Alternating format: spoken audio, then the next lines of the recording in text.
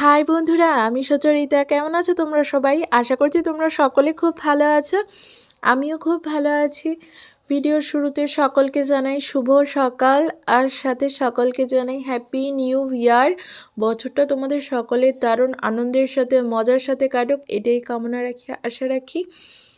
আর সঙ্গে তোমাদের সকলের জীবনে অনেক অনেক পজিটিভিটি বয়ে নিয়ে আসুক এই বছরটা। তোমাদের সকলের সমস্ত স্বপ্ন ফুলফিল হোক, এটাই আমি কামনা রাখি ঈশ্বরের কাছে। নিশ্চিতভাবে আমি জানি তোমাদের সকলের সকল স্বপ্ন পূর্ণ হবে। আর আমার চ্যানেলটাকে তোমরা 900 সাবস্ক্রাইবার কমপ্লিট করে দিয়েছো, তার জন্য অনেক অনেক ভালোবাসা, অনেক অনেক থ্যাঙ্কস তোমাদের সকলকে। আমি ভীষণভাবে আপ্লুত তোমাদের কাছে, আমার চ্যানেলটাকে তোমরা এত দূর এগিয়ে নিয়ে গেছো। আশা করছি ঠিক এভাবে আমার চ্যানেলটাকে তোমরা কিন্তু 1000 সাবস্ক্রাইবার কমপ্লিট করে দেবে। আর ঠিক এভাবে আমি ছোট ছোট পায়ে এগিয়ে যাব তোমাদের শুধুমাত্র ভালোবাসা পেয়ে। তোমাদের ভালোবাসা পেয়ে কিন্তু আমি কিন্তু তোমাদের উৎসাহ পেয়ে কিন্তু আমার বাগানটাকে এতটা সাজিয়ে গুছিয়ে নিয়েছি। তোমরা এতটা ভালোবাসা দিয়েছো। তো একটা কিন্তু গোলাপ চারা এনেছিলাম, এইবার শীতে দেখছো কতগুলো গোলাপ চারা নিয়ে এসেছি তোমাদের ভালোবাসা পেয়ে। দেখছি তোমরা ঠিক এইভাবে কতটা ভালোবাসা দিচ্ছ আমার বাগানটাকে, তার জন্যই আমি বাগানটাকে কিন্তু সাজিয়ে গুছিয়ে ফুলে ভরিয়ে দিয়েছি। আর আমার ভীষণ ভীষণ ফুল ভালো লাগে, দেখছি তোমরাও ভীষণ ভীষণ অ্যাপ্রিসিয়েট করছো, ওর জন্যই কিন্তু এত দূর এগোনো। তারপর আমি কিন্তু তেজপাতা, এলাচ, গোবিন্দভোগ চাল, চিনি, ঘি, পাউডার দুধ নিয়ে নিয়েছি। এখানে আমি লিকুইড দুধও নিয়ে নিয়েছি। আর আমি উপকরণের মধ্যে নিয়েছি আমি কিশমিশ আর কিন্তু কাজু বাদাম। তারপরে আমি কড়াইতে 1 চামচ ঘি কিন্তু অ্যাড করে দিচ্ছি। বছরের প্রথম দিন প্রথম রেসিপি তৈরি করব, তার জন্য কিন্তু মিষ্টি রেসিপি নিয়ে হাজির হয়ে গেছি। আজ আমি তোমাদের সঙ্গে শেয়ার করব গোবিন্দভোগ চালের পায়েসের রেসিপি। এর জন্য আমি ঘিটাকে প্রথমে কড়াইতে মেল্ট করে নিলাম। এই মেল্ট হয়ে যাওয়া ঘিয়ের মধ্যে কাজু কিশমিশটাকে আমি ফ্রাই করে তুলে নেব। তো গতানুগতিক পায়েসের রেসিপি কিন্তু শেয়ার করছি, কিন্তু প্রসেসটা একটু ইউনিক এবং টুইস্ট রাখার চেষ্টা করছি। তো গতানুগতিক পায়েসের রেসিপিতে যেটা হয়ে থাকে, কাজু কিশমিশটাকে জলে সোপ করে লাস্টে কিন্তু অ্যাড করা হয়, তো তা করছি না। আমি কিন্তু ঘিয়ে ভেজে তুলে নিয়েছি কাজু আর কিশমিশটাকে দেখতে পেলে আমি ঘিয়ে ভালো করে খুন্তি দিয়ে নেড়ে চেড়ে ভেজে নিয়েছি। তো হালকা করে কিন্তু আমি লাইট ব্রাউন ফ্রাই করে তুলে নেব। খেতে কিন্তু চরম সুস্বাদু হবে, আর পায়েসের স্বাদটাকে দ্বিগুণ করে দিতে সাহায্য করবে এই ঘিয়ে ভাজা কাজু আর কিশমিশটা। তোমরা জাস্ট একবার অ্যাপ্লাই করে দেখো, এই প্রসেসটা দারুণ দারুণ স্বাদের হবে। তো তোমরা চাইলে এটা কিন্তু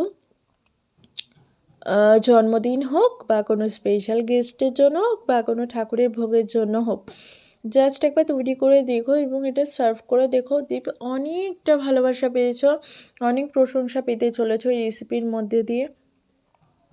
তো ভালো করে একটু ভাজা ভাজা করে নিয়ে আমি তুলে নিচ্ছি। আর একটা কিন্তু অসম্ভব দারুণ একটা মিষ্টি স্মেল আউট হতে থাকে যখন কাজু আর কিশমিশটা ঘিয়ে ফ্রাই হয়।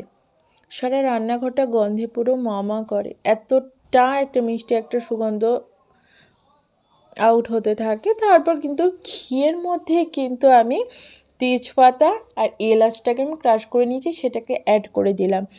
এলাচটাকে আমি ক্রাশ করে অ্যাড করছি এবং এই মুহূর্তে অ্যাড করছি যাতে করে পায়েসের মধ্যে যেন খুব সুন্দর একটা স্ট্রং স্মেল এবং একটা যেন টেস্ট শুরু থেকেই যেন বজায় থাকে।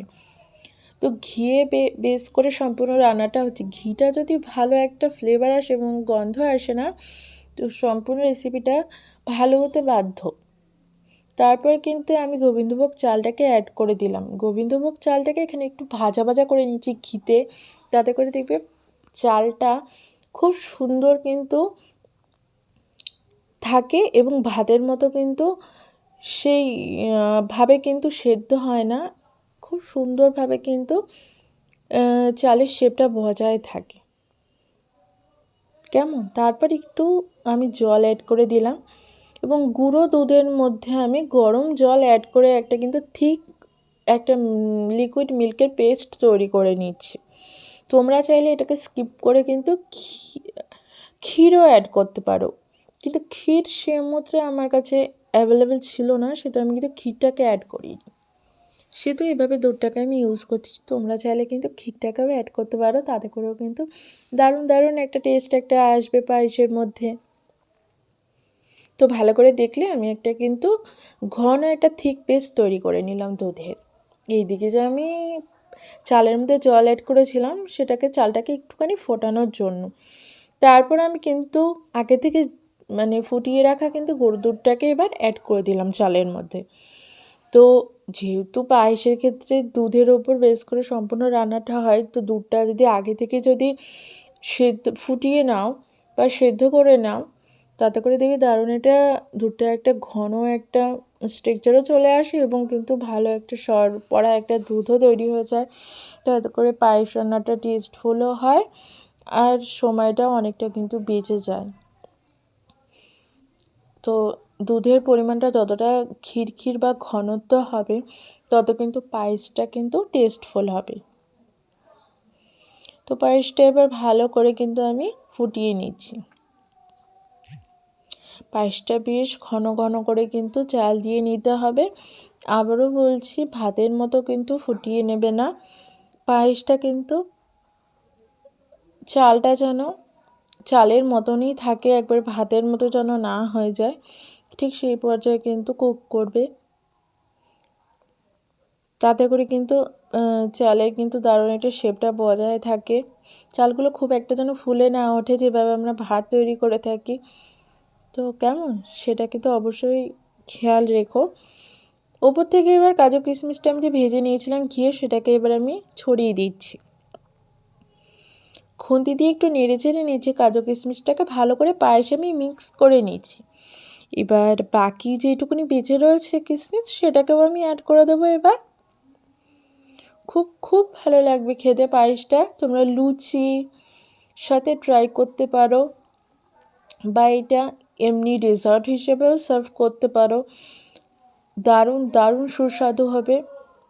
এছাড়া ঠাকুরের নিরামিষ ভোগেও অ্যাড করতে পারো। দেখতে পেলে আমি কিন্তু বাকি কিশমিশটাকেও অ্যাড করে দিলাম, দিয়ে খুন্তি দিয়ে একটু ভালো করে মিক্স করে নিচ্ছি। পায়েসে দারুণ একটা কালার আসবে, ফ্লেভার আসবে। দেখো সম্পূর্ণ রান্নাটা শুরু থেকে শেষ অবধি দেখতে থাকো। দেখো কি দারুণ একটা কিন্তু চমৎকার পায়েসের রেসিপি হতে চলেছে।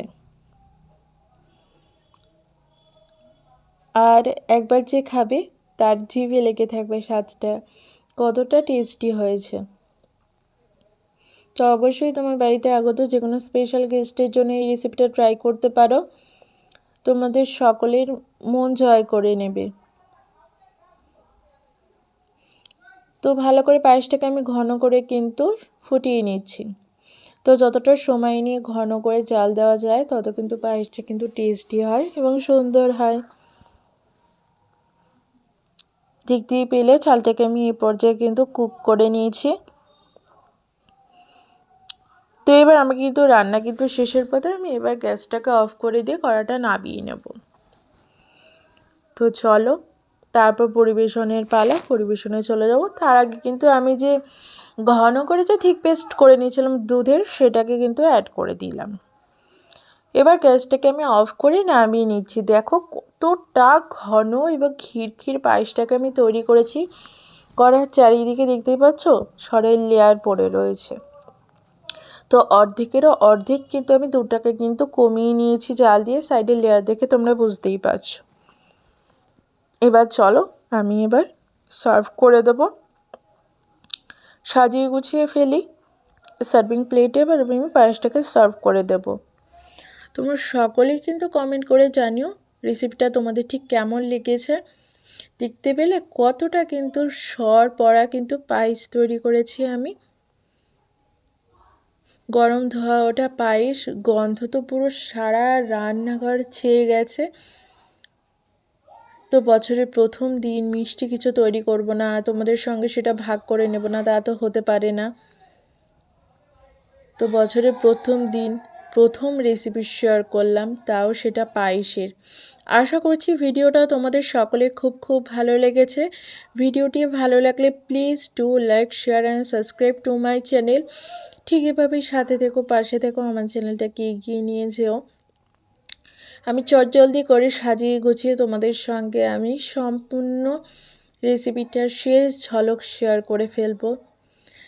আর বহুদিন আমার চ্যানেলে অনেক রান্নার রেসিপি আসছিল না, আমি দিতেই পারছিলাম না, নানা রকমের প্রতিকূলতা ছিল, তার জন্য কিন্তু আমি কিছুই পারছিলাম না শেয়ার করতে। তো সমস্ত প্রতিকূলতা কাটিয়ে কিন্তু চলে এসেছি তোমাদের জন্য আমি কিন্তু রেসিপি আশা করছি তোমাদের সকলের খুব খুব ভালো লেগেছে। এদিকে দেখতেই পাচ্ছ আমি কিন্তু সাজিয়ে গুছিয়ে নিয়েছি। এবার চলো, এবার আমি কিন্তু একটু সাজিয়ে ফেলি পায়েসটাকে একটু সাজাবো, উপর থেকে একটু গার্নিশিং করব। ওই জন্য কিন্তু আমি কিন্তু উপর থেকে কিন্তু কাজু বাদামগুলোকে ছড়িয়ে দিচ্ছি। যে কাজু বাদামগুলো নিয়েছিলাম ভেজে ঘিয়ে, সেগুলো কিছুটা সরিয়ে রেখেছিলাম গার্নিশিংয়ের জন্য, উপরে দেওয়ার জন্য। তো চলো এবার একটু সুন্দর করে সাজিয়ে গুছিয়ে নিয়ে রান্নাটা যখন আমরা কমপ্লিট করি, তারপর যতটা সুন্দর করে সাজিয়ে গুছিয়ে পরিবেশন করা যায় তত কিন্তু আরও খাবারের প্রতি তৃপ্তি আসে আমাদের, আর আগ্রহটা বেড়ে যায় দেখবে খাবারটাকে গ্রহণ করার জন্য। অবশ্যই যতটা পারবে সাজিয়ে গুছিয়ে পরিবেশন করার চেষ্টা করবে। আমার তো ভীষণ ভীষণ ভালো লাগছে, তোমরা অবশ্যই কমেন্ট করে জানাও তোমাদের কেমন লাগলো। তো তোমরা সকলেই দেখো এবং অবশ্যই কমেন্ট করো, আর ভালো লাগলে অবশ্যই একটা লাইক করতে ভুলো না কিন্তু। আর আমার চ্যানেলটাকে অবশ্যই সাবস্ক্রাইব করে দিও যারা এখনও সাবস্ক্রাইব করোনি। আর আমার চ্যানেলটাকে ঠিক কীভাবে এগিয়ে নিয়ে যাও, সাথে থেকো, পাশে থেকো। তো তোমরা সকলেই বলো তোমাদের কেমন লাগছে, আর একটা বাইট তোমাদের জন্য।